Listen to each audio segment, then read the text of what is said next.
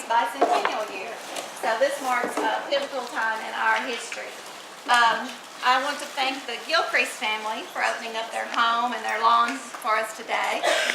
Mary Ann and Anthony, he's just getting over hip surgery. She's going to have hip surgery Monday. So on your tour, we're on the main floor today. On your ticket stub, it'll tell you the letter of the group number you're going through, like Group A. Y'all can do that. Good. And I want to thank the City of Savannah for bringing our tables and chairs and our setup. Thank my crew, my friends from the chamber, my friends from the museum, from Seal Coffee. I couldn't do everything without them. Glad y'all are here. Glad these two gentlemen are with us today. Dr. Kurt Fields, Larry McClooney Jr., and they will be portraying, which they're always in character with me, General Grant and General Beauregard. Who do I have here for the North? Got any Northerners? Do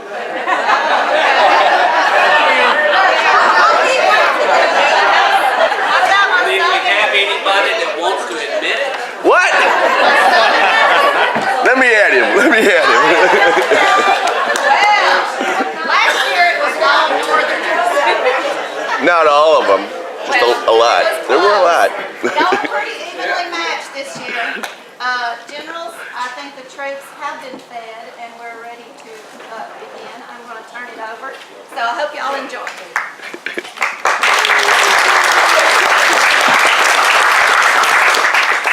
Weren't the rations good today?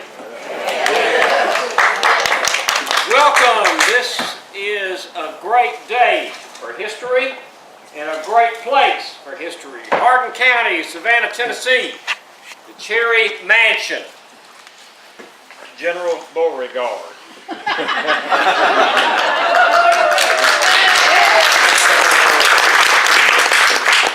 I have a couple of crowd, Jimmy. What? Sounds like a tough crowd for you. It is a tough crowd. Yay! It's going to be difficult for me to communicate with this crowd and win you over. I want to talk to you a bit about myself and what I did and why I did it at Shiloh. And General Beauregard is going to do the same thing. And after a few minutes of each of us, we are going to turn it over to you for question and answer. You have an opportunity this morning to ask the General. Some of you may say, what were you thinking? But we would like to try the Q&A to get to what you most want to hear. I hope that is acceptable. One thing I would like to tell you from the beginning is my name is not Ulysses S. Grant. It is not, and it never has been. My given name is Hiram Ulysses Grant. So a gentleman from Illinois asked me this morning what was Grant's middle name. Richard did, and I said it's Ulysses. I was christened Hiram Ulysses Grant. Now, when I went to the United States Military Academy, I received what I call my Army issue name. The man who appointed me, Congressman Tom Hamer, and my father had a falling out, come to blows, in fact, and didn't speak to each other for about 7 years. When my father had to eat a little crow, and asked him to appoint his son to the military academy, he said, why, certainly, buried the hatchet and promptly appointed me. But he wrote Ulysses S. Grant because he thought my middle name was Simpson, my mother's maiden name. Tradition. I wasn't named according to tradition. I was named pulling my name out of a hat at a family meeting when I was 6 weeks old. So my name is Hiram Ulysses Grant, not Ulysses Simpson Grant. And I couldn't get that changed. The admissions officer at the academy said, Mr. Grant, your name, according to this U.S. Army document, is Ulysses S. Grant. And Ulysses S. Grant, by God, you are. And if your parents want to call you Hiram, they can go down to the courthouse and change your name. So my name is Hiram Ulysses Grant. But let's talk about Shiloh. I came to Shiloh in disgrace, or so General Henry Halleck would have. I had taken Fort Donelson on February the 16th, and the first major federal victory in the war. Took in, according to whom you're listening to, either 17 to 20,000 Confederate troops in as prisoners. Then I went to Nashville to try to get Don Carlos Buell to move on Nashville. Buell wouldn't do it because, truth be known, if he had gone across the river and taken Nashville, he would have been under my command in my military district. As long as he was on the other side, the north side of the Cumberland River, he was not under my direct command. So he refused to move on Nashville.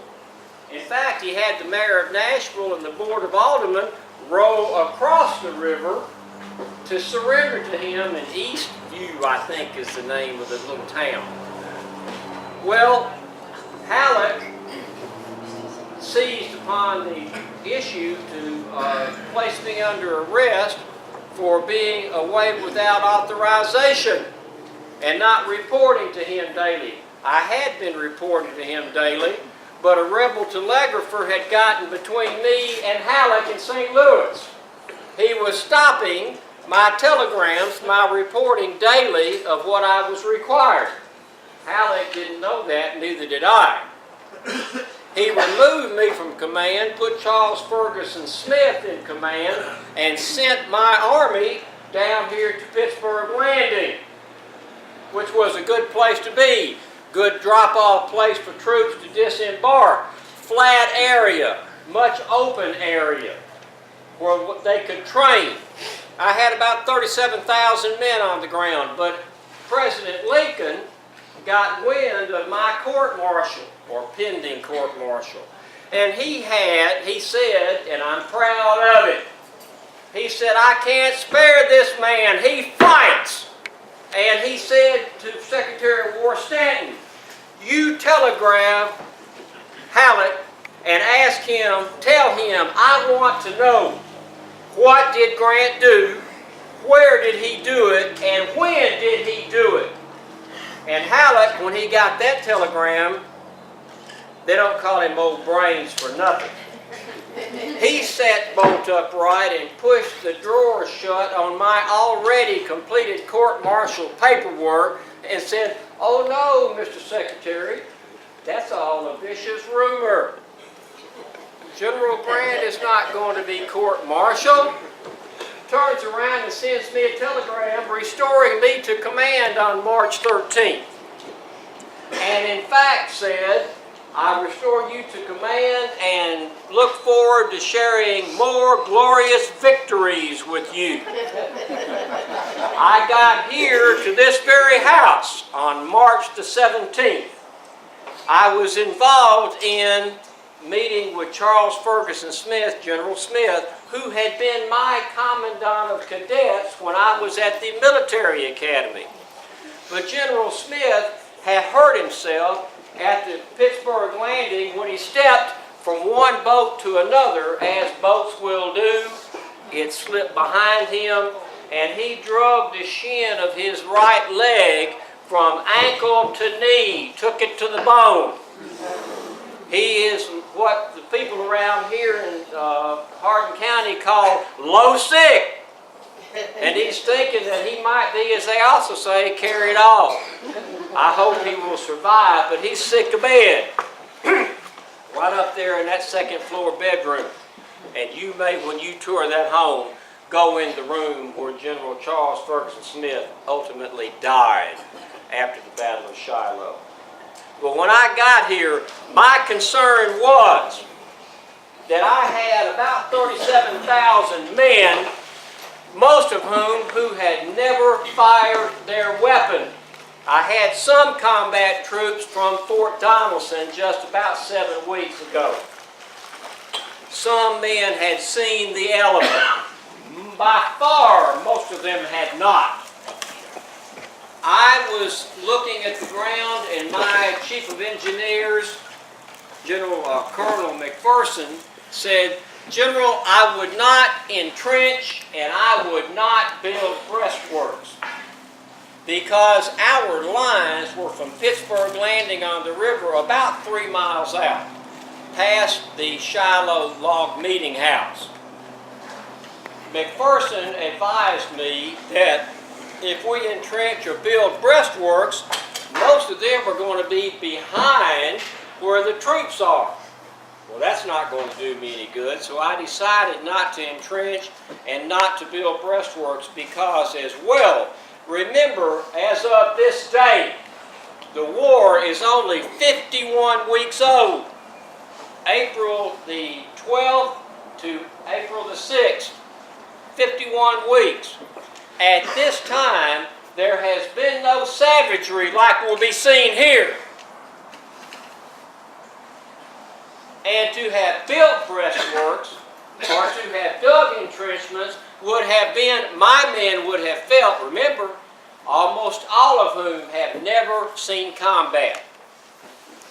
They would feel that we were showing the white feather, and I feared it would hurt morale. So I did not entrench. I did not dig breastworks. Moreover, I did not think that Sidney Johnston would approach me. He was dug in Corinth. Military thinking will tell you it takes 4 men for every 1 man behind an entrenchment to take the position.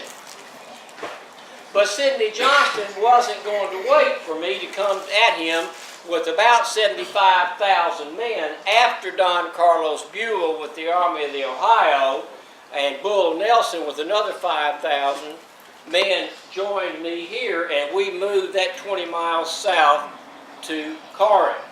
He decided to hit me before I could get all of that troop together.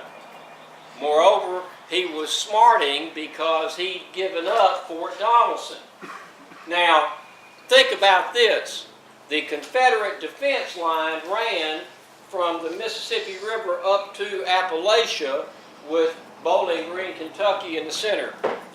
When Donelson fell, the Tennessee River fell, the Cumberland River fell, and Johnston had to move at an angle from the Mississippi to the Appalachians. He dropped back and lost all of Kentucky, all of West and Middle Tennessee, and his defensive line went from here down to here along the Mississippi-Tennessee state line and Alabama-Tennessee state line. He lost thousands of square miles and never fired a shot in defense. People were calling for his head. Jefferson Davis had to say, when he was asked, "Is Sidney Johnston really a general?" And Davis said, "If he is not a general, we have no general." I never saw anything from Sidney Johnston to support that. But Johnston is smarty, so he wants to come up and take me before I can get a massive army of 75,000 men. I really didn't think he would, but now I was expecting him to do something. Was I caught by surprise here? No, sir. No, sir. I knew there were rebels out there. I did not know they were there in that force that they were. I didn't think that Johnston would gamble hitting me and giving me battle at Pittsburgh Landing. And I want to tell you why I've got my crutch. I was on a crutch during the battle. Had to be helped on and off my horse. Because Friday night, April the 4th, I'd come down here to check on some activity out by Sherman's headquarters, by the Ohio boys, out on the farther reaches. They're reporting rebel activity. It was a thunderstorm like I'd never seen. Black, dark. The only light we had was when that lightning ripped that sky open like a claw, and it was blinding light. Then it went back to total darkness. It was a real stick floater, too. Frog drowner rain. I had to trust my horse because I couldn't see. I was assured there was no problem, and I turned around with Colonel McPherson to go back to my boat, the Tigris, and come back upstream or downstream because it flows north. So I'm going downstream to get here, these 7-8 miles. Well, my horse stepped off the side of a hill there near the landing and fell on his left side and nearly crushed my left leg, ankle to hip. By the time that we got here, about an hour later, they had to cut my boot off. The surgeon said, nothing's broken, thank God, but if it hadn't been raining all week, General, that would have crushed your leg and been a fatal injury. So I narrowly escaped the same kind of fate that General Smith is lying abed up there in that house. But I couldn't get my boot on. I fought the Battle of Shiloh with a slipper on my left foot. I had to be helped on my horse and off my horse, carrying my crutch with me. So when I come back here, I always have my crutch to remind me of the pain that I was in during the entire battle, both days. I was in agony from my leg and ankle hurting me, and I still had to fight the battle. But speaking of the battle, General Johnston was killed, unfortunately, by his own men on the first day of the battle. He was killed because he was hit from behind and he was leading a charge. So, unfortunately, a tragedy, General Johnston was killed by his own men.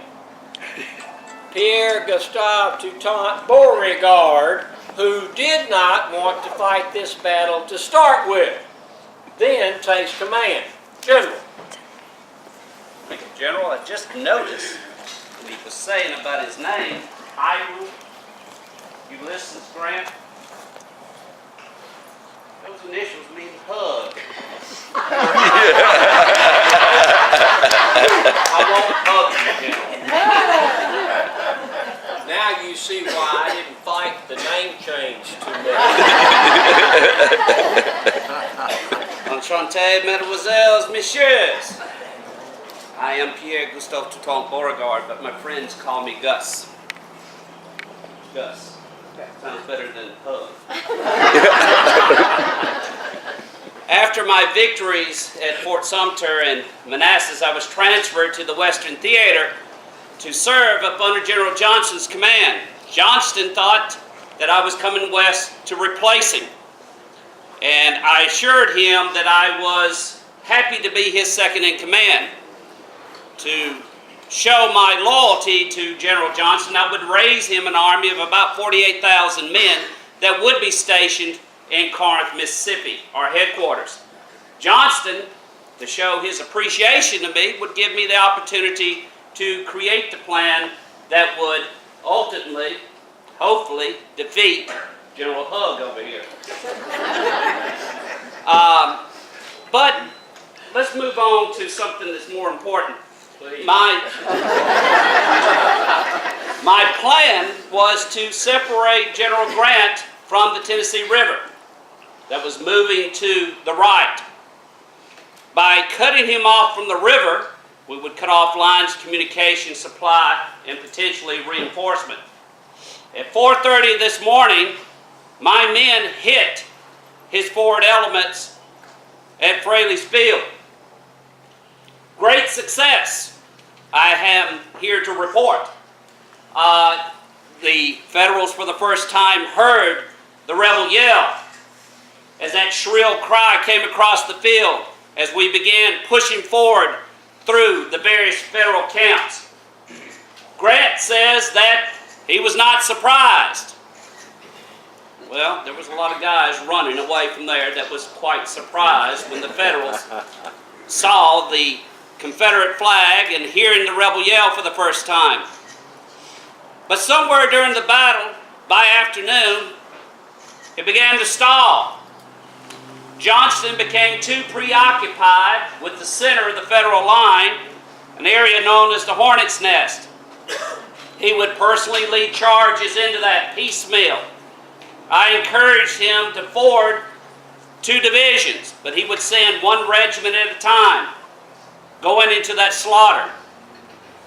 General Grant is correct that Johnson would take a wild bullet, and it is questionable whether it would have been one of our men or his.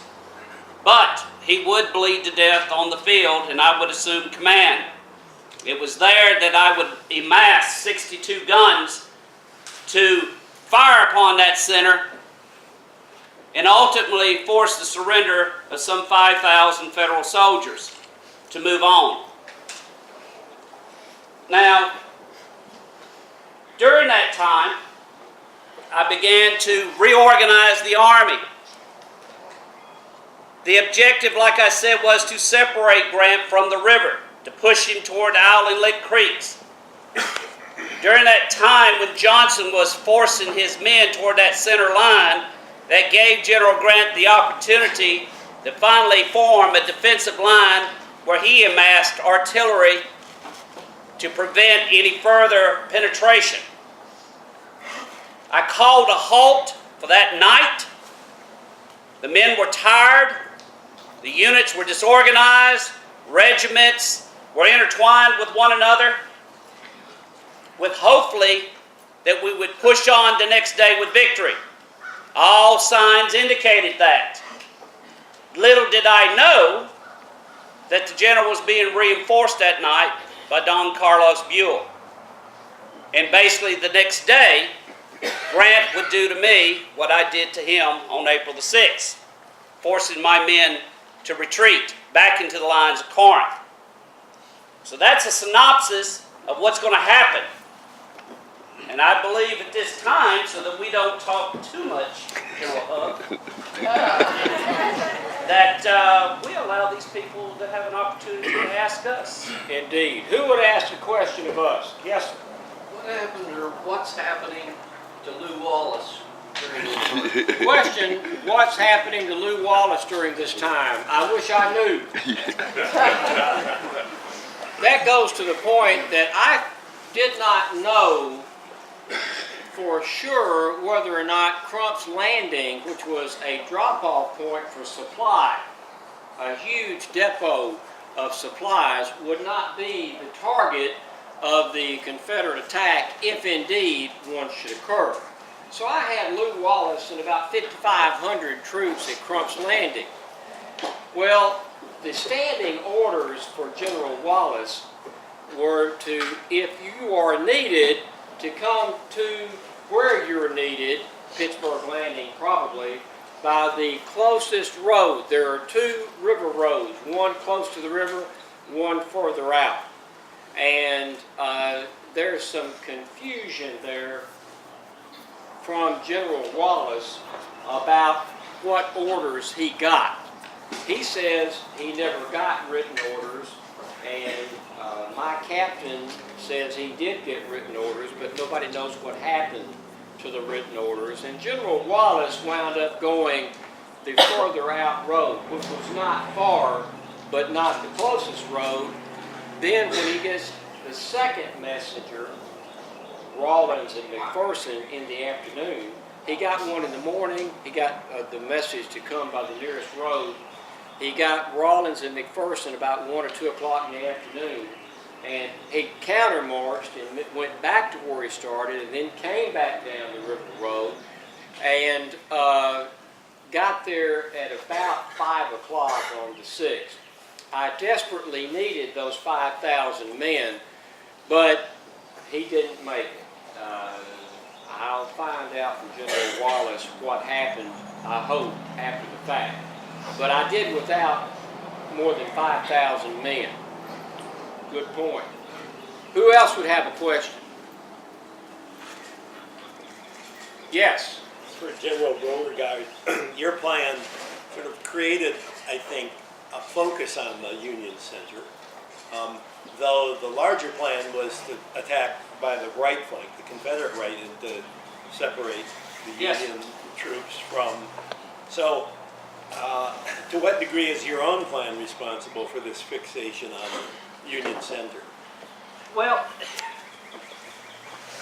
actually, Actually, I was not focused on the center. That was General Johnston's focus. I kept encouraging behind the lines to keep forcing Grant away from the river. That was the ultimate goal. If we could separate him from the river, the landing there, like I said, would cut him off from his supply and his line of communication. If we could force him up against those creeks, there was no line, there was no way his forces could retreat. And at that time, believe it or not, when the battle opened up, I was actually having more success on the left instead of the right. Now, if you ever go to that battlefield, General Forrest pointed out, at the time Colonel Forrest, pointed out that the right was wide open. Sometime before the end of the first day, I would send General Chalmers and his brigade to make that attack on General Grant's left, my right, to ultimately secure that landing. But if you ever go to that battlefield, Chalmers reported, and his men got chewed up there. There are so many massive ravines Full of water. that it would have taken just a token force of Federals on top of those ravines pouring down upon my troops. And that's what Chalmers encountered. The only opening over there was maybe a trail, a road that Colonel Forrest had encountered, that his cavalry saw. But there's one thing you have to understand during this time period of war: topography. Huge asset to the Federals at that time because of those ravines. Grant, meanwhile, was focusing that line, that defensive line of artillery. He was rounding up every piece he could to form one last defensive line. He was expecting me to do an all-out general assault right there at the end. And I would call a halt because my men were exhausted. Nobody knew who was in command of those brigades. Brigades were mixed up, divisions were mixed up. And believe it or not, you know, my men had already eaten their 3 days worth of rations before. What should have taken a day to get there took us 3 days because of the weather and so forth. And the men ate their rations. Both sides, as General Grant pointed out, the men are very undisciplined. Have not seen the taste of battle yet, especially on the Confederate side. Lots of enthusiasm, ready to defend home and hearth. But going in, it was almost like two mobs fighting each other. And who's going to have the more determination? Both men on both sides, very determined to accomplish their goals.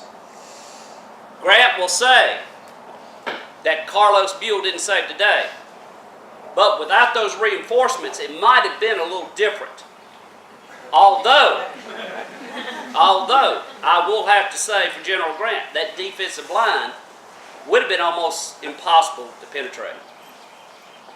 Well, 2 points I'd like to make that General Beauregard has brought up. Anytime there is combat, there are 4 armies on the field. 4. There are the 2 opposing each other. There is the topography, and there's the weather. It's been raining, pouring down, frog drowner rain off and on for days. That's why it took Johnston so long to get to where he could attack me. The other is the topography, which General Beauregard has explained quite well. When you go to the battlefield, it is riveted with plunging creeks and gullies. Ordinarily, they're dry, but now they're full of water. Dill Creek, right there by Pittsburgh Landing, is 30 feet deep in water.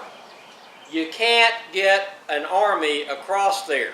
So when Chalmers came up at the end of the first day, he's looking at a plunging creek full of water at my last line of defense. Your point of reference being when you're standing in front of the visitor center, that road is my last line of defense. Now, as General Beauregard pointed out, the plan, and I would have you know this, The plan was to, as you are looking at us, the Tennessee River is on your left. And Beauregard is facing you. Johnston is facing you. The plan was to saber in and get between us and the river and push me to your right and into that swampy land north of Pittsburgh Landing. As you go to the battlefield from here, as you're driving down that highway, look to your right and left, particularly to your left. That's that low land, that swamp land, wetland that Johnston wanted to push me into. He never meant to come in and push me up against the river to your left, which is what happened. Johnston did not have a mastery of the land, and he had poor maps. He did not know that he hit the geography that he did, and was a major factor in his defeat, because as General Beauregard also pointed out, once those three magnificent lines of soldiers, 44,000 of them, came into the area through Farmer Fraley's field, they immediately were broken up. You had troops being commanded by men they did not know, and vice versa. They were fragmented and difficult to get a command of. So the weather and the geography all combined to work a hardship on General Johnston. Who else would ask a question? Yes, ma'am. Is it true, General Beauregard, that you wanted to wait until your provision wagon caught up with you? Yes and no. I knew we had the element of surprise up to a certain point. When some of the undisciplined Confederates, there were shots going off and so forth, I became very concerned that we had lost that element of surprise. The supply wagons were being delayed at that time, but Johnson was very determined that we're going to hit regardless that morning at first light. When I had the last war council with Johnson, and I showed my concern to him that maybe the element of surprise had been lost, I had changed my mind at that moment that maybe this battle should not take place at this moment in time. Of course, Johnson, being the man that he is, overruled my advice, went on with the battle. But once that was thrown upon me, once he dies and I take command, I assume all responsibilities, and I was determined. The battle has started. It is time to push forward. One more thing I want to add to what you said, General, about topography. This is one of the first big battles that is being fought in almost a wilderness area. So you got to take into account a lot of the trees, the forests, and so forth like that. During the war, how you push men forward is forming lines of battle. It is hard to maintain those lines when you're going through the ravines and the forests and the trees that we had encountered. In fact, a Louisiana brigade on the my extreme left, had lost contact with its division and actually was being fired upon by some of its own men for the simple fact that they were wearing blue uniforms at this time. And plus they had lost contact because of the trees. So you have a lot of this going on, a lot of underlying factors that are taking place. Go back to what we said. Troops are undisciplined, first time in battle, their blood is going, maybe even fear, so forth like that. A lot of underlying factors. And I will say this at night. If it wasn't for that Federal Navy keeping my troops awake all night long, the second day might have been a little different. They kept us awake too. And you had fresh troops coming in. We'll move on. The issue with General Don Carlos Buell General Buell contends that he saved me and the Army of Tennessee. That is bosh and nonsense. The day had been won at the end of April the 6th. Buell gets there and begins to offload some troops. He got I believe it was the 36th Indiana across the river on my side of the river, the west bank. I believe he had 1 man killed and 2 wounded, so he had 3 casualties. The Army of the Tennessee had 7,000 casualties. So I submit to your consideration who fought the battle and who won it for that first day. And I will also tell you that we would have persevered and won the battle the second day without Buell. I do not discount Buell's participation.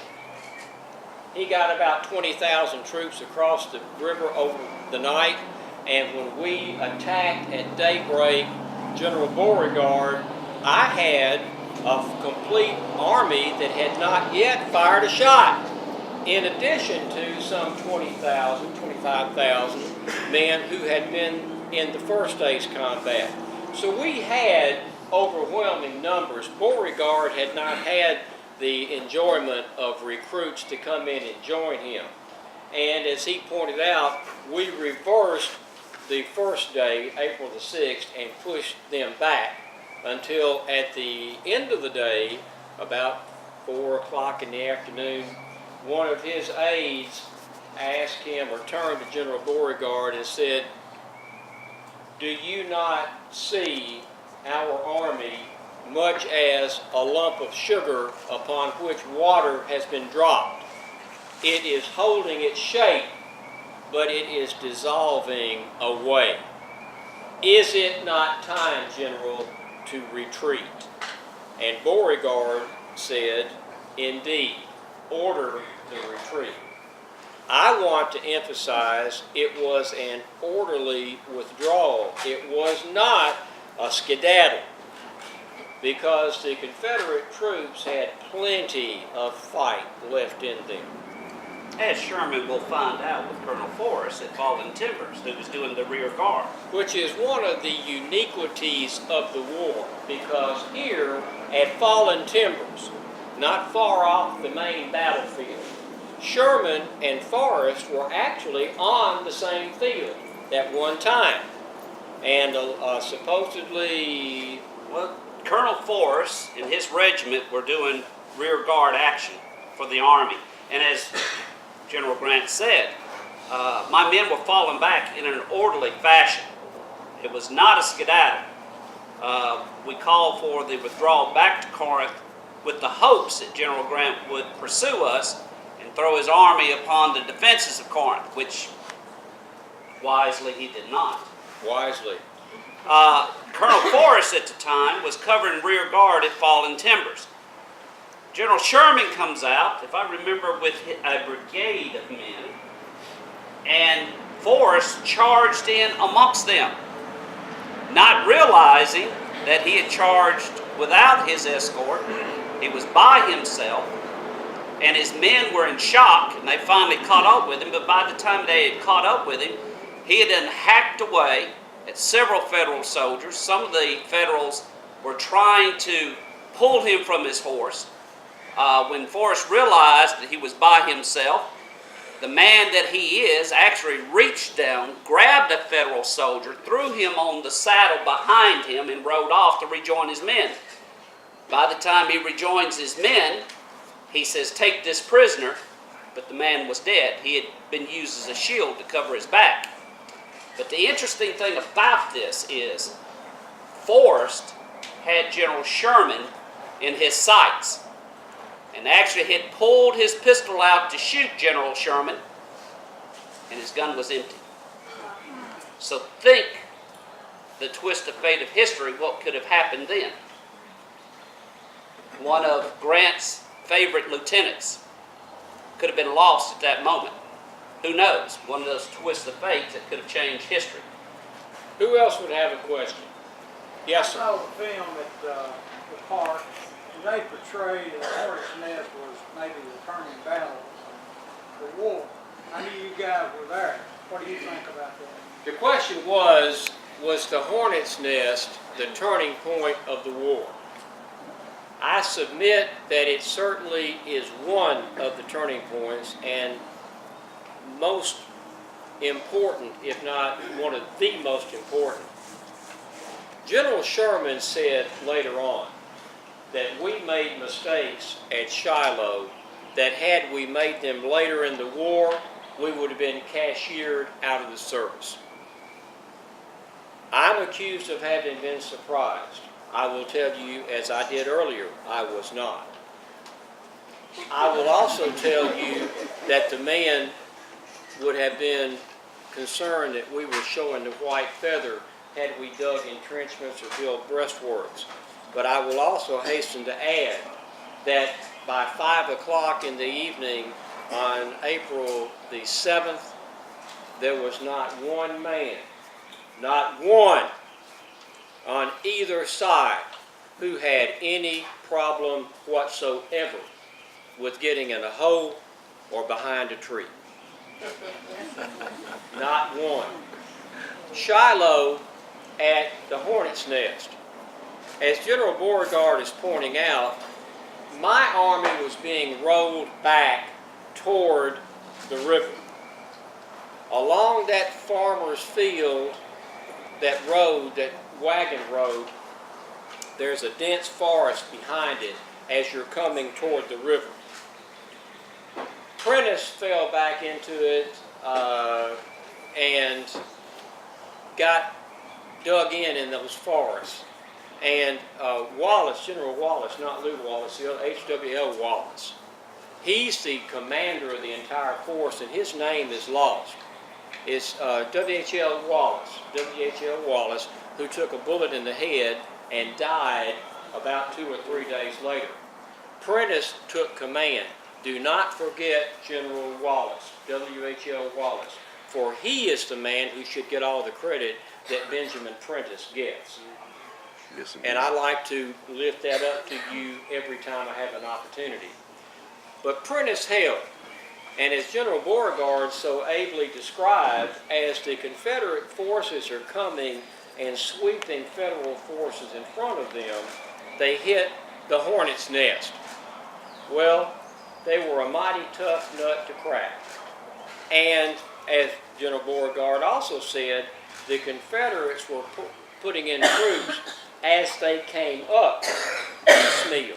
There were many charges across that field. I believe Duncan's field, many charges across that field. Had they waited, now this is the if, and there are as many ifs in a battle as there are bullets and missiles fired.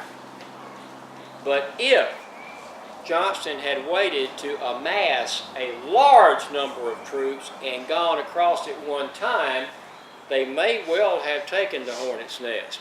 But Let me add to this. If Johnson had listened to my advice and bypassed the Hornet's Nest, you never would have had time to form your defensive line.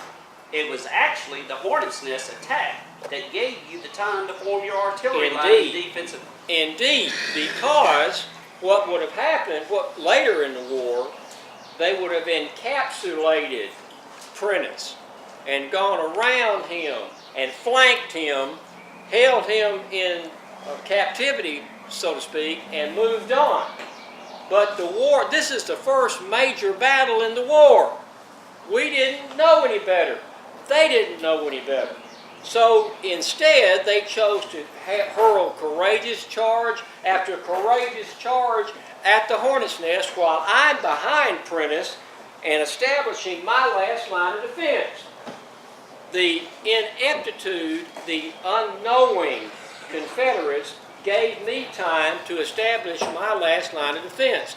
Now, I lost 2,500 men captured with Prentice, but I saved an army. Later in the war, that would not have happened. But Shiloh was a learning experience. Let me tell you some numbers, and General Beauregard can support me on this.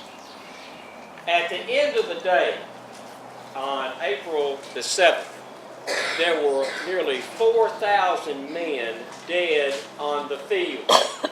4,000. There were a total of 23,746 killed and wounded. 23,746 in 36 hours. In all the wars that we had fought until this day, the Revolution, the War of 1812, the Mexican War, there had been a total, all three wars that we'd been involved in, a total of 23,215 casualties, killed and wounded. In 36 hours at Pittsburgh Landing, there were 500 more men killed and wounded than in all three wars we've been involved in. It was a bloodbath. Because of the man who fought in this war, every man who stepped on the field, on either side, fought for cause and country, patriotism, and principle. He fought for what he believed in. Now, you may take issue with one side or the other. I care not. But you cannot take issue with the man who will put himself in harm's way even unto death if that should occur for what he believes in. The saddest thing about that war, General, it was Americans killing Americans. Indeed. Regardless of what principles, regardless of what cause, regardless of what flag or uniform they put on, it was Americans killing Americans.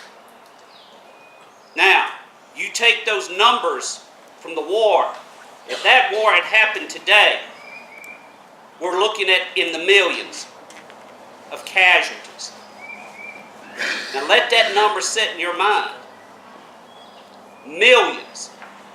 And think of the untold devastation that would have taken place in this country. Brother against brother, fathers against sons, cousins against cousins. The whole 4 years was a family squabble. For whatever you believe the causes of that war was, ultimately it comes down to this. It was Americans killing Americans. And that was the saddest thing about it, wouldn't you say, General? I would. But because of the reasons for fighting the war, you didn't have, like in Europe, the lower dregs of society that joined the army because they just couldn't find any or didn't want to do anything else. We had in this battle men from the poorest and least educated to the wealthiest and the best educated. The entire spectrum of society was represented on this field of battle. And because of that, the casualties at Shiloh, 23,746, impacted 40% of the American households. 4 out of every 10 homes in America, from the Atlantic to the Pacific, from Mexico to Canada, 4 out of every 10 houses in America had somebody killed or wounded at this battle. It brought the country to its knees. People said, "My God, what have we done? We've unleashed the dogs of war, and now it's too late." It's no longer pretty girls in pretty frocks, snappy uniforms, and martial music. This is blood and death, and we are in it to stay. I told my wife, I wrote Julia a letter, and I said, and I was speaking of Duncan's Field, there in front of the Hornet's Nest, the peach orchard.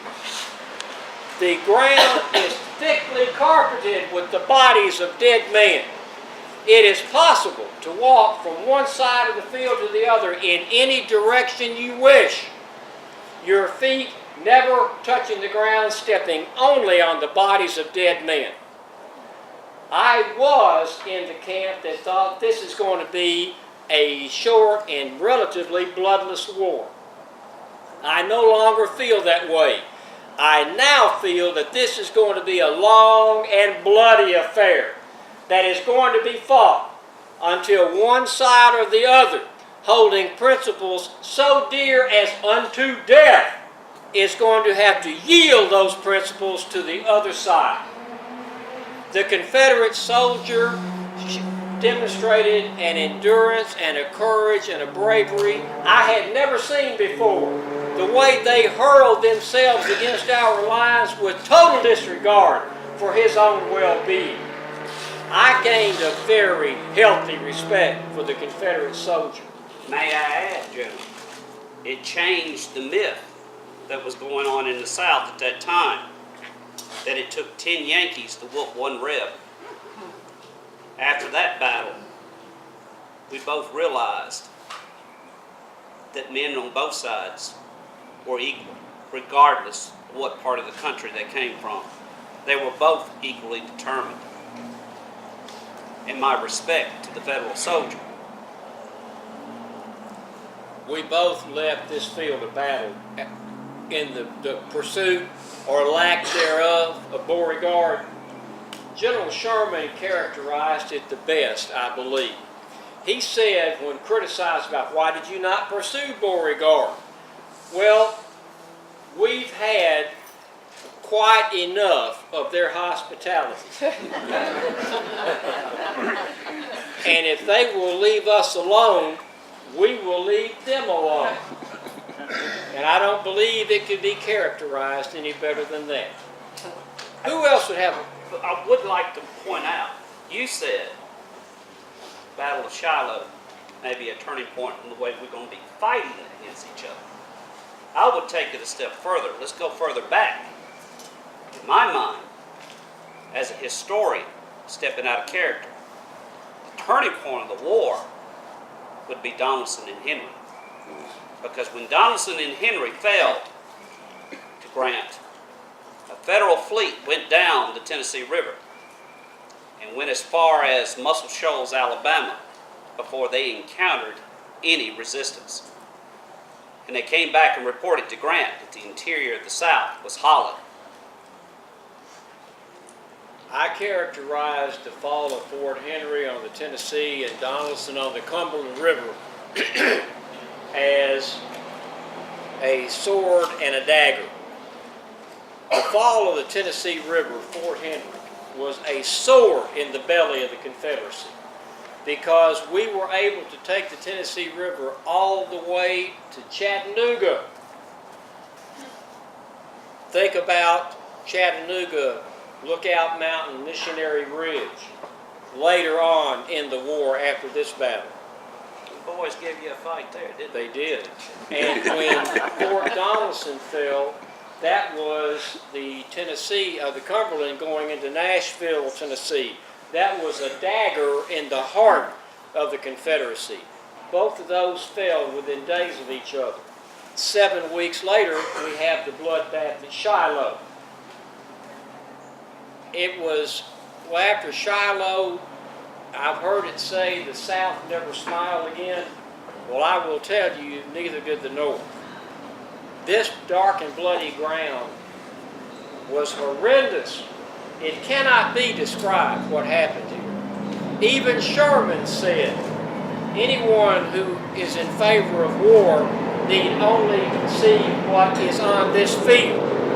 Bodies of men with no arms, no legs, no heads, in every possible configuration on the ground, in the arms of one another, locked in deadly combat, and they killed each other. The artillery, improved artillery, rifled musket, men massed face to face, firing across short field areas of fire, and we realized what modern weaponry can do, particularly with medieval tactics. Shiloh was a learning field. Who else would have a question? Yes? I just have a comment. I want to restate what I said to you earlier. That I finally understood why you won victory, and that is because you had the bigger stick.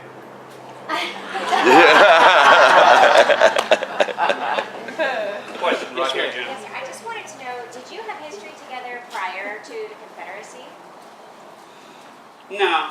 did we have a history together prior to the war? No, we knew who each other was. I believe he's a little older than I am. Way older than I am. Whoa. Better looking. Whoa. Right here, No, General. right here. We got time for one more. We just got the word. Yes, ma'am. What about when they started the first, when they were eating breakfast and they maybe ignored Can I answer that, something? General?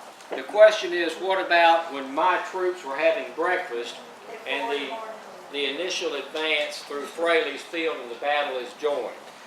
As the Confederates were advancing, they were going through the camps of Sherman.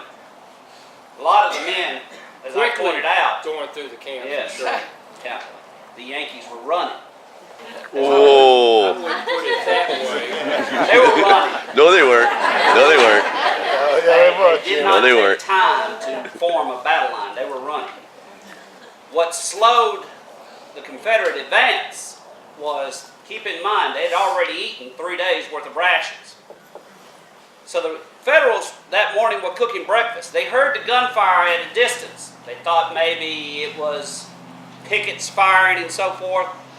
But when they saw that massive gray line coming through, they immediately stopped what they were doing and took off running. The Confederates, as they were coming into the camps, which was one of the traditional things of war at that time in the 19th century, was to stop and loot the spoils of war. But when you're hungry and you see breakfast, a lot of the men, being undisciplined as they were, stopped and began to eat the Federal breakfast. Johnston rides in, trying to figure out why the men not advancing, and he sees the Confederates gorging on the Federal breakfast. I don't want to spill it on anybody, so. Is this your cup? My cup. Okay, perfect. Johnson reaches down into the camp, Spoils of war. and picks up a tin cup and tells his men, "This is my spoils of war." And you usually think that generals pull their swords out to lead their men. He actually was using a Federal cup he had picked up, much like this one tonight, confiscated, and said, "Forward, men, forward." And his men gathered themselves up and began continuing the pursuit. But that's the first time I've ever heard of a general lead his men with a tin cup. We need to bring our time together at an end, but let me emphasize with you, thank you so much for coming.